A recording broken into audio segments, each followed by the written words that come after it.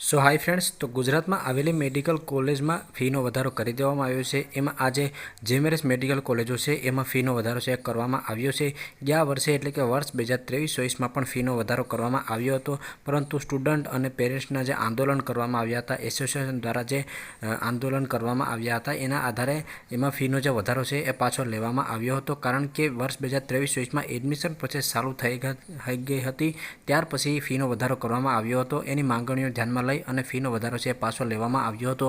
પરંતુ આ વર્ષે જે એડમિશન પ્રોસેસ છે તે હજુ સુધી ચાલુ નથી થઈ, તો એની પહેલાં જ ગુજરાતની એફઆરસી એટલે કે ફી રેગ્યુલેટ કમિટી દ્વારા મેડિકલ કોલેજો છે એમાં 66% ફીનો વધારો છે એ ઝીકી દેવામાં આવ્યો છે. ફીનો વધારો છે એ જેમેરેસ મેડિકલ કોલેજમાં લાગુ પડશે. અહીંયા તમે જોઈ શકો છો કે મેડિકલ કોલેજની ફીમાં વધારો ઝીકી દેવામાં આવ્યો છે. સરકારી બેઠકોમાં 5.5 લાખ સુધી ફી લેવા છે. આપણે જે મેડિકલ કોલેજોનો ફી સ્ટ્રક્ચર છે એનો વિડીયો બનાવ્યો હતો, એમાં સમજાવ્યું હતું કે જેમેરેસની મેડિકલ કોલેજોમાં ગવર્મેન્ટ કોટામાં તમે એડમિશન લેતા હોય તો તમારે 3.30 લાખ રૂપિયા ફી ભરવાની હતી, જેમાં જે 66% ફીનો વધારો ઝીકી દેવામાં આવ્યો, જેના આધારે હવે તમારે 5.5 લાખ રૂપિયા ફી છે એ ભરવાની રહેશે. એટલે કે તમારે 2.20 લાખ રૂપિયાનો વધારો કરવામાં આવ્યો છે.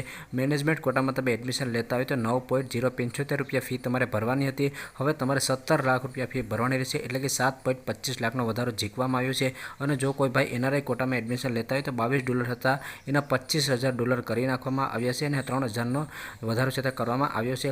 જે નવી જેમેરેસ કોલેજોના કેન્દ્રમાંથી રૂપિયા 3.25 કરોડ મળ્યા છતાં રાજ્ય સરકારે ફીનો વધારો છે એ કરી આપવામાં આવ્યો છે.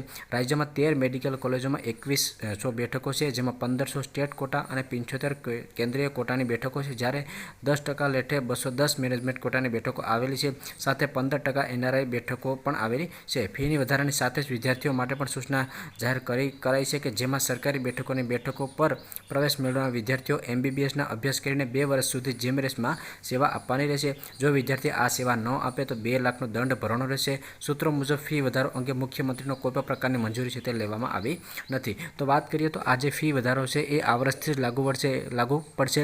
એટલે કે જે વિદ્યાર્થીઓ વર્ષ 2024-25ને કાઉન્સેલિંગમાં ભાગ લેશે તેની સંપૂર્ણ માહિતી અમે તમને પેડ કાઉન્સેલિંગમાં પણ સ્ટેપ બાય સ્ટેપ આપતા રહીશું, અને આ ઉપરાંત પણ ઇન્સ્ટાગ્રામમાં પેજમાં પણ હું તમને સંપૂર્ણ માહિતી સાથે આપતો રહીશ. જ્યારે તમારી એડમિશન પ્રોસેસ ચાલુ થશે ત્યારથી લઈ અને કોલેજ અને સ્કોલરશિપ ના મળે ત્યાં સુધી સંપૂર્ણ વિડીયો આ ચેનલમાં આવતા રહેશે. તો જો તમે ચેનલમાં ન હોય તો ચેનલને સબસ્ક્રાઈબ કરી રાખજો, અને ડેઇલી અપડેટ માટે કે બીજા કોઈ પણ પર્સનલ પ્રશ્ન માટે તમે પેડ કાઉન્સેલિંગ પણ યુઝ કરી શકો છો. તો મેડિકલ કોલેજો છે એમાં હાલ અત્યારે ફી વધારો ઝીકી દેવામાં આવ્યો છે.